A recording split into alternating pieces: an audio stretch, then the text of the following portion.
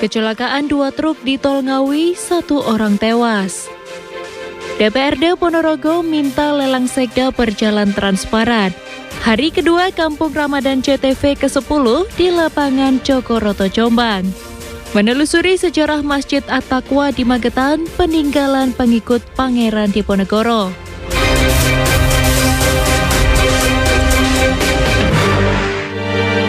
Selamat malam pemirsa, Pojok Pitu kembali hadir menyapa Anda. Selain cuplikan berita tadi, kami juga masih memiliki informasi lain tentang Pangdam 5 Brawijaya meresmikan jembatan perintis Garuda di Kabupaten Nganjuk. Dan pemirsa, inilah Pojok Pitu selengkapnya.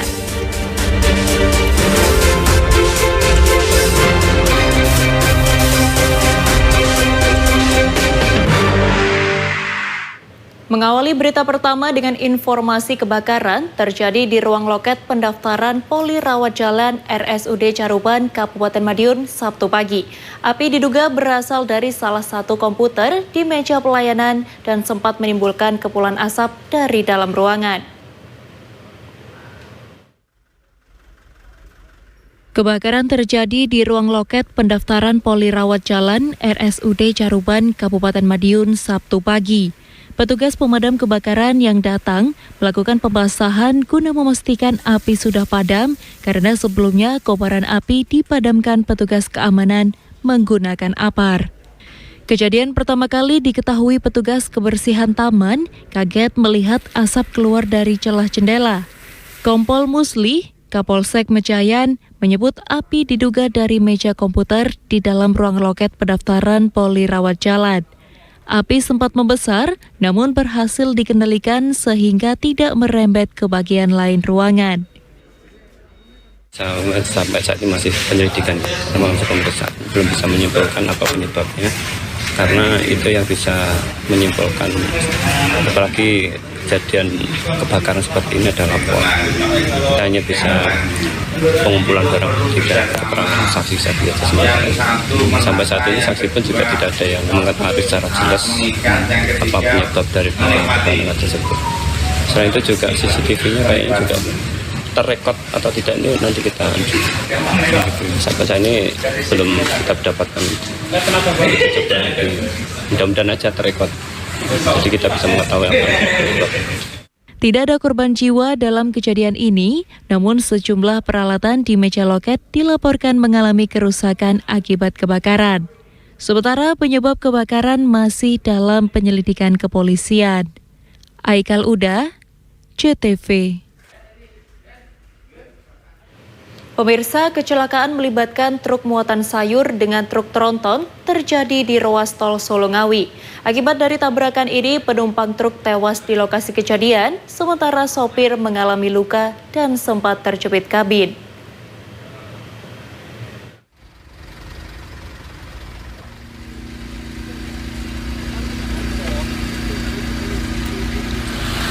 Kecelakaan ini terjadi di ruas tol Solo Ngawi, tepatnya di kilometer 579B, masuk Desa Jururejo, Kabupaten Ngawi, Sabtu pagi.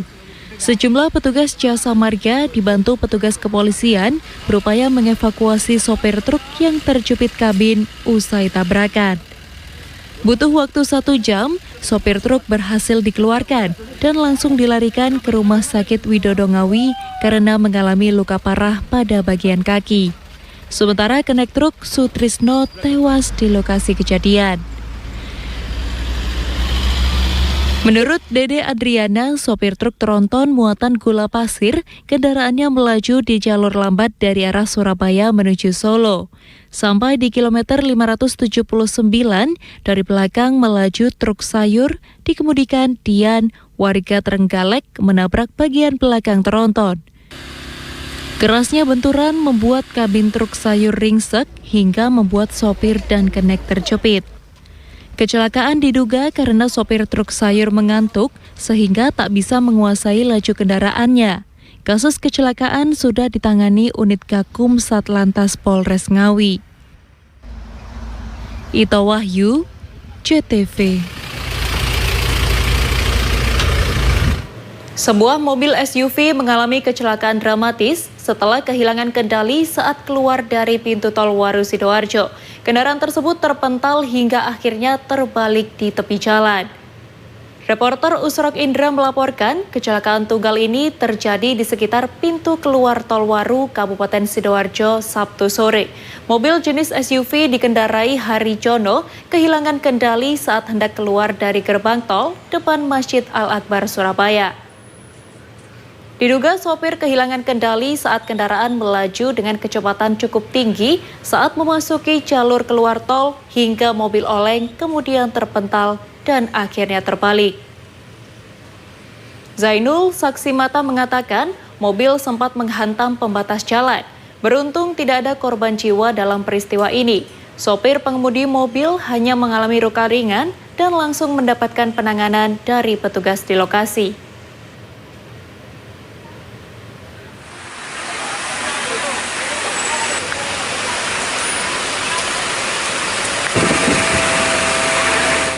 Sementara keluarga korban pengendara motor yang meninggal setelah terjatuh akibat jalan berlubang di Jalan Raya Lingkar Timur beberapa waktu lalu akan mengajukan gugatan kepada Bupati Sidoarjo.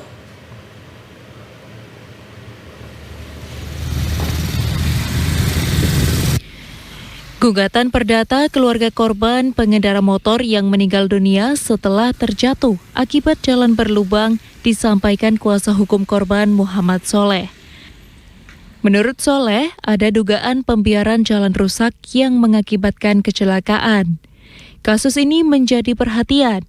Mirisnya, pemerintah daerah yang seharusnya bertanggung jawab atas kondisi infrastruktur di daerahnya seperti jalan rusak, tidak ada tindakan sehingga menimbulkan korban jiwa pengendara motor terjatuh hingga mengalami luka-luka dan meninggal dunia. Dia itu barangkali mau nyalip, tidak ngatasin. Sepeda motor itu kejeglong atau gimana itu, Pak? Iya, itu kan lubang itu. Lubang dalam. Jadi dia masuk ke lubang. Jatuh? Nah, jatuhnya itu ke kanan, nggak ke kiri. Jadi ke kanan, sedang ada mobil itu sudah lewat, tapi yang belakang masuk. Berarti ditabrak dari belakang, setelah jatuh ditabrak dari belakang oleh mobil. Sering kejadian di sini, Pak? Sering. Ya sudah, itu 2 kali lagi. Paginya bapak itu, sorenya ibu-ibu. Tapi nggak meninggal ibu-ibu? Kalian-kalian di Sidoarjo yang menjadi korban akibat jalan rusak, entah kalian meninggal, entah mengalami luka berat, ayo hubungi Cak Soleh. Saya siap melakukan pendampingan, melakukan advokasi, kita gugat Bupati Sidoarjo supaya kalian dapat santunan. Ingat teman-teman, ada Undang-Undang Nomor 22 Tahun 2009 tentang angkutan lalu lintas jalan yang mewajibkan Bupati untuk memperbaiki jalan rusak yang menjadi kewenangan kabupaten. Kalau dia tidak melakukan dan mengakibatkan kecelakaan, entah itu meninggal, entah itu luka berat, maka Bupati bisa kena pidana dan bisa digugat untuk memberikan ganti rugi. Sementara Kepala Dinas PU Bina Marga Kabupaten Sidoarjo ketika dikonfirmasi melalui via telepon tidak ada tanggapan karena sebagai instansi yang bertanggung jawab atas kondisi jalan di Sidoarjo. Mujianto Primadi, JTV. Pangdam 5 Brawijaya resmikan jembatan perintis Garuda di Nganjuk. Informasinya akan hadir sesaat lagi, jadi tetaplah di Pojok Pitu.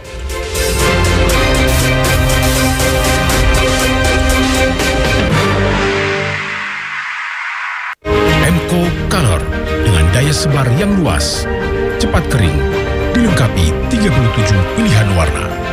Kualitas dijamin terbaik. Cat Color, kualitas premium dengan harga ekonomis. Assalamualaikum warahmatullahi wabarakatuh. Bahagiakan orang tuamu dan orang-orang yang kamu muliakan dengan ikut badal haji bersama KPIH Rian Mekah akan tersenyum selama-lamanya di alam kuburnya. Wassalamualaikum warahmatullahi wabarakatuh. Cat aluminium dari Emco.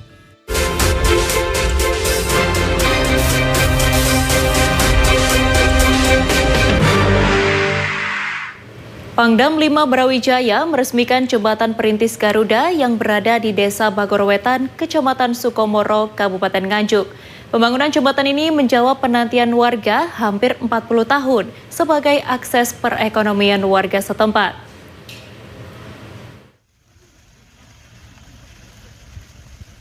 Maijen TNI Rudi Saladin, Pangdam 5 Brawijaya melaksanakan kunjungan kerja di Desa Bagorwetan, Kecamatan Sukomoro, Kabupaten Nganjuk, sekaligus meresmikan jembatan perintis Garuda. Pangdam menyebut jembatan panjang 60 meter dan lebar 1,8 meter ini dapat diselesaikan dalam kurun waktu 40 hari, bisa menjadi akses perekonomian warga maupun akses pendidikan yang sudah dinantikan hampir 40 tahun. Pangdam berharap keberadaan jembatan dapat memangkas waktu tempuh warga. Alhamdulillah kita sudah bisa menyelesaikan salah satu jembatan perintis Garuda di Jawa Timur di Desa Bagorwetan ini. Dalam waktu kurang lebih 41 hari kita bisa membangun jembatan dengan panjang 60 meter, lebar 1,8, dan bisa dilihat teman-teman bagaimana kondisi sebelumnya. Dan saat ini kondisinya saja luar biasa. Ini pun menjadi salah satu jembatan percontohan yang dibangun oleh TNI Angkatan Darat.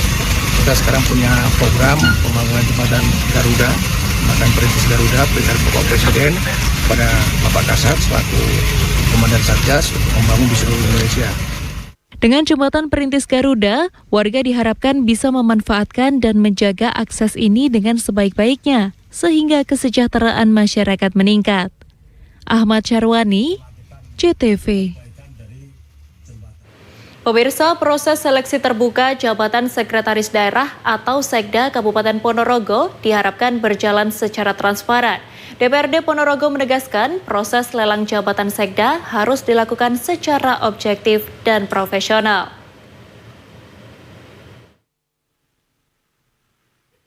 Proses seleksi terbuka atau lelang jabatan Sekretaris Daerah Kabupaten Ponorogo menjadi perhatian berbagai pihak. Salah satunya DPRD Ponorogo menilai proses pengisian jabatan Sekda harus dilaksanakan secara transparan dan sesuai dengan aturan. Ketua DPRD Ponorogo, Dwi Agus Prayitno menyatakan proses seleksi ini tidak boleh menimbulkan kesan Sekda hanya didominasi oleh orang yang sama dalam waktu lama. Dwi menegaskan seleksi harus memberikan kesempatan yang adil bagi para calon pejabat yang memenuhi syarat. Ini tentunya harus disambut dengan gembira. Keterbukaan ini bahkan proses seleksi ini diserahkan sampai ke di provinsi. Artinya ini akan lebih transparan, akan lebih terbuka, dan kita berharap ini benar-benar berjalan sesuai dengan ketentuan. Artinya keterbukaan, karena memang mereka yang daftar ini juga kebetulan sama-sama dari ASN. Karena Sekretaris Daerah memiliki peran strategis dalam menjalankan roda pemerintahan daerah, maka proses seleksi dapat menghasilkan sosok Sekda yang profesional dan berintegritas. Sayakti Milan, CTV.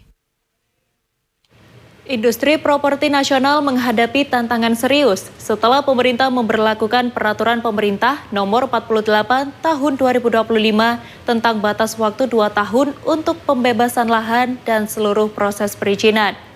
Pengembangan perumahan di Jawa Timur menilai kebijakan lahan sawah dilindungi juga berpotensi menghambat sektor perumahan dan pembangunan nasional. Bisa kepada adik-adik kita dari panti asuhan. Keluhan tentang PP nomor 48 tahun 2025 ini disampaikan para pengembang perumahan di Jawa Timur saat kegiatan buka bersama di Surabaya Jumat malam kemarin. Ketua Real Estate Indonesia Jawa Timur, Muhammad Ilyas menyebut PP nomor 48 tahun 2025 tidak sesuai dengan realitas di lapangan. Karena untuk membebaskan lahan sekaligus perizinan membutuhkan waktu lebih dari 2 tahun. Ilyas juga menyoroti kebijakan lahan sawah dilindungi yang berpotensi menghambat sektor perumahan dan pembangunan nasional. Ray Jatim mendukung program ketahanan pangan, namun ada lahan yang secara teknis tidak memungkinkan menjadi sawah, seperti daerah pegunungan. Kebijakan ini juga berpotensi menyebabkan stagnasi dalam penyediaan rumah karena banyak area yang masuk lahan sawah dilindungi. Padahal kebutuhan rumah di Indonesia sangat tinggi yang mencapai lebih dari 9 juta unit. Pada saat rakernas kemarin juga sudah kami sampaikan, jadi cukup banyak lahan-lahan yang nyata-nyatanya tidak bisa menjadi sawah, seperti tanah-tanah di pegunungan yang tidak ada airnya, itu masuk di dalam zona LSD. Yang lebih memprihatinkan lagi adalah cukup banyak ratusan proyek yang secara perizinan itu sudah keluar. Produknya yang mengeluarkan BPN berupa sertifikat hak guna bangunan tertulis perumahan. Tetapi mereka mentahkan dengan aturan LSD. Jadi ini kan kontradiktif. Ya, kan saya lihat pasti mati suri semua. Jadi dampaknya ini sangat luar biasa. Tidak hanya kami ini bagian kecil, pengembang ini bagian kecil. Tetapi secara makro itu pertumbuhan ekonomi akan terganggu. Ilyas mengungkapkan, Ray Jatim sudah melakukan komunikasi dengan pemerintah pusat, namun belum membuahkan hasil yang memuaskan. Fakhrul Rozi, CTV.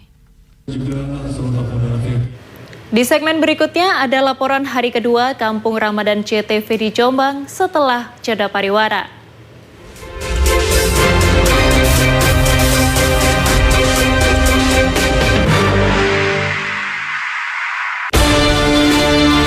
Sejak 1950, Emco mengabdi, mengubah yang biasa menjadi luar biasa.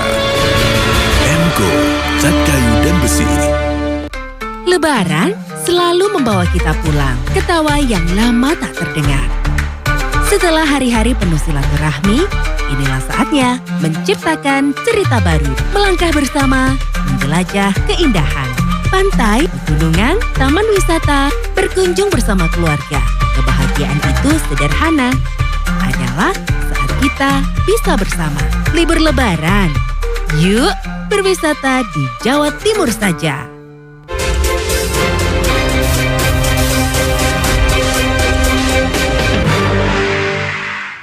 Pemirsa, di hari kedua Kampung Ramadan CTV ke-10 di lapangan Jogoroto, Kabupaten Jombang, banyak beragam kegiatan yang dilaksanakan dan tentunya masyarakat berburu kuliner. Untuk mengetahui keseruannya, berikut laporan reporter Juli Susanto dan juru kamera Aris Rahmatullah.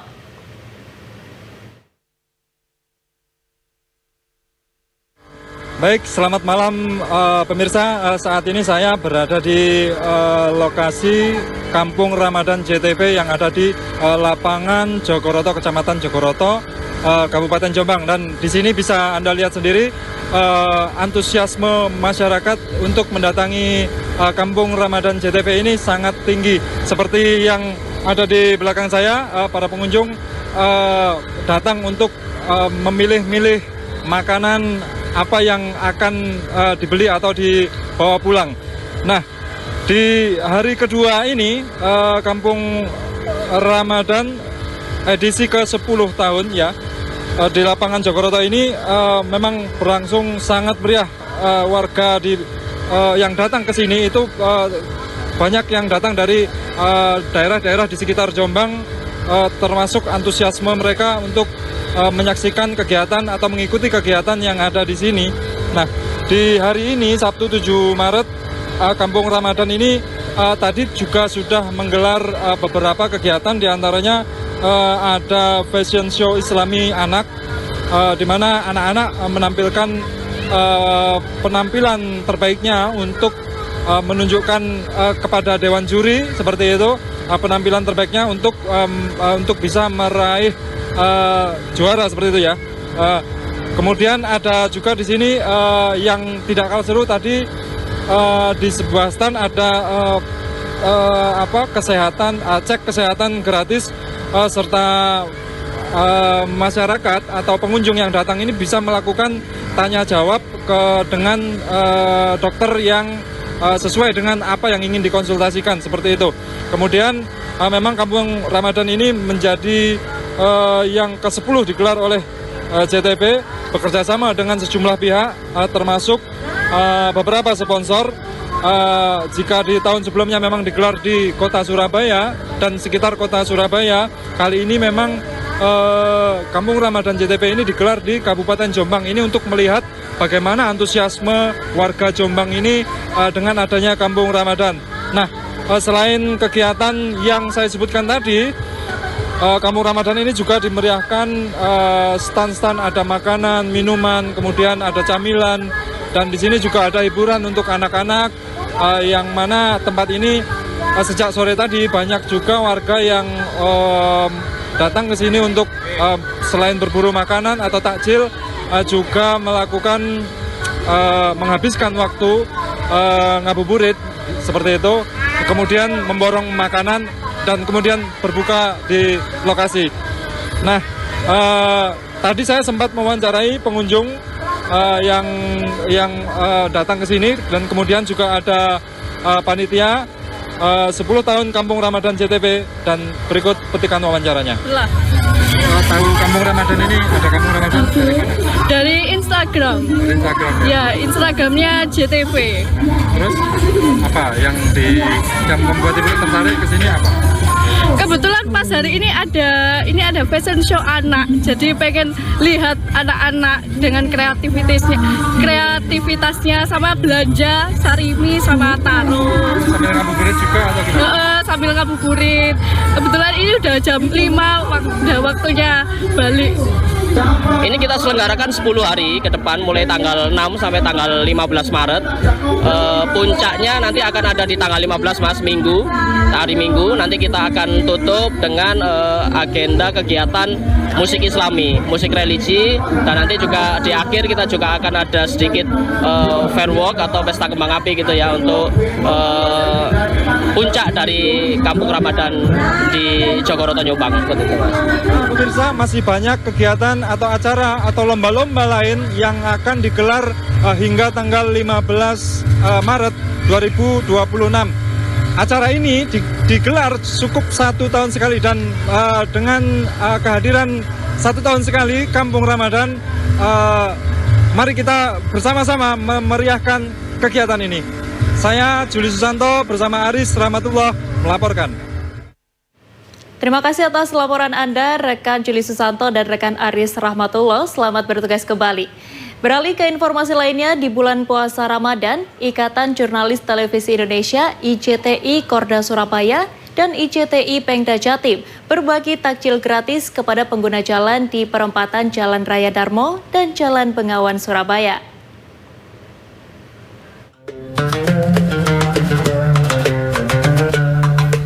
Ikatan Jurnalis Televisi Indonesia IJTI Korda Surabaya dan IJTI Pengda Jatim menggelar kegiatan di bulan puasa Ramadan dengan berbagi takjil gratis di perempatan Jalan Raya Darmo dan Jalan Bengawan Surabaya Sabtu sore jelang buka puasa.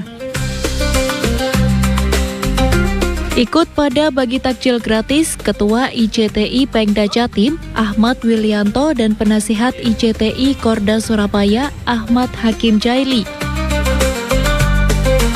Sebanyak 350 paket takjil dibagikan kepada pengguna jalan, mulai pengendara motor, mobil, dan penumpang bus Surabaya.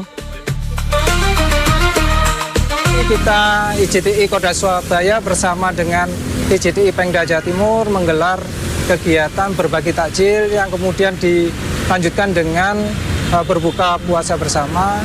Kegiatan ini diharapkan atau menjadi bagian dari rasa kepedulian dan bagian dari kecintaan kita kepada Allah Subhanahu wa Ta'ala, dan Nabi kita Muhammad Rasulullah. Kita harapkan kegiatan ini membawa keberkahan bagi kita semua. Valentinus berharap bagi takjil gratis di bulan puasa Ramadan ini bisa bermanfaat. Kegiatan IJTI Korda Surabaya dan IJTI Pengda Jatim ini dilanjutkan dengan berbuka puasa. Tim Liputan JTV.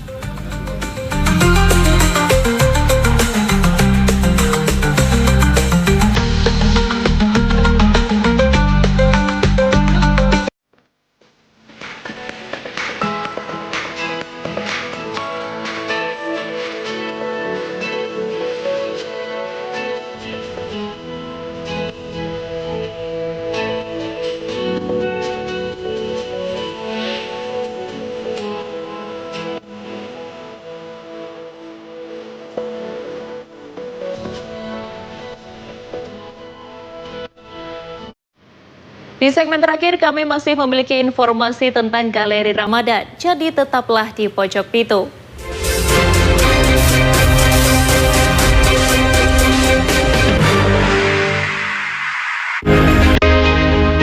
Cat Color, harga ekonomis. Ramadan juga mengingatkan kita bahwa harta hanyalah titipan. Islam tidak memberatkan. Di puasa Ramadan ini kita niat yang tulus, bersabar, bukan berarti berpasrah. Puasa itu sebenarnya penguatan SDM. Puasa harus melahirkan pribadi-pribadi yang happy dan tidak memberatkan lain. Acara ini dipersembahkan oleh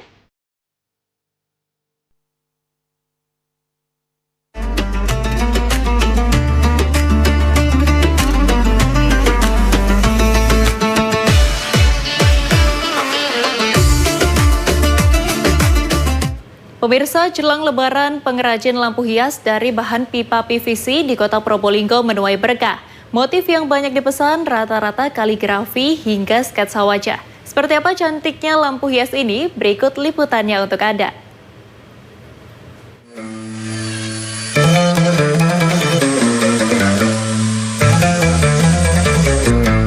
Lebaran kurang 2 minggu lagi. Apakah Anda sudah mempercantik ruangan? Salah satunya dengan memasang lampu hias, mulai lampu meja, lampu dinding, hingga lampu gantung. Seperti aneka model lampu hias buatan Erwi Andi Prastika, warga Kelurahan Wiroporang, Kecamatan Mayangan, Kota Probolinggo, laris manis terjual jelang Lebaran. Dengan dibantu Wisnu Wardana, adiknya, pesanan sudah mulai ramai sejak awal bulan Januari 2026 lalu. Bahkan sebanyak 80 lebih lampu hias sudah terkirim ke sejumlah negara di Eropa dan Afrika. Proses pembuatan lampu hias berbahan pipa PVC atau pipa paralon ini, pipa terlebih dulu dipotong sesuai keinginan. Selanjutnya dibuat mal dari kertas, baru diukir sesuai gambar. Butuh ketelitian untuk mengukir menggunakan mata mesin bor. Agar makin cantik, disemprot dengan aneka warna cat, mulai warna emas, silver, maupun warna lain. Hampir 7 tahun lah. Hampir 7 tahun. Nah. Ya. Ini bahan dasarnya apa sih sebetulnya? Bahan dasarnya dari pipa PVC, dari paralon.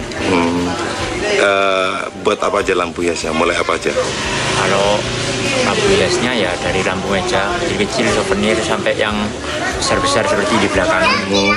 Ya, gitu. Kerumitannya apa? Kerumitannya kalau dari ukirannya, permintaan dari request dari pelanggannya minta yang rumit-rumit, ya itu resikonya yang banyak. Yang rumit apa biasanya? Kaligrafi? Kaligrafi biasanya. Khusus pada bulan Ramadan ditambah jelang Lebaran, pesanan naik 2 kali lipat. Pemesan biasanya meminta dibuatkan motif lafaz Allah Muhammad hingga bertuliskan ayat-ayat Al-Quran. Untuk harga mulai 70.000 hingga jutaan rupiah, tergantung ukuran dan motif yang dibuat. Farid Fahlevi, JTV. Pemirsa, di Kabupaten Magetan terdapat sebuah masjid kuno yang menyimpan sejarah panjang penyebaran Islam di wilayah lereng Gunung Lawu. Masjid At-Taqwa di Dusun Godean, Desa Tamanarum, Kecamatan Parang ini dipercaya berdiri sejak lebih dari 1,5 abad lalu.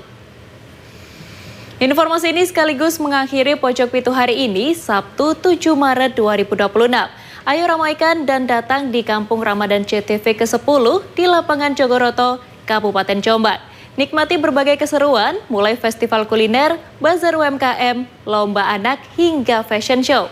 Mewakili kru yang bertugas, saya Yasinta Aurel pamit undur diri. Selamat malam dan salam CTV 100% Jawa Timur.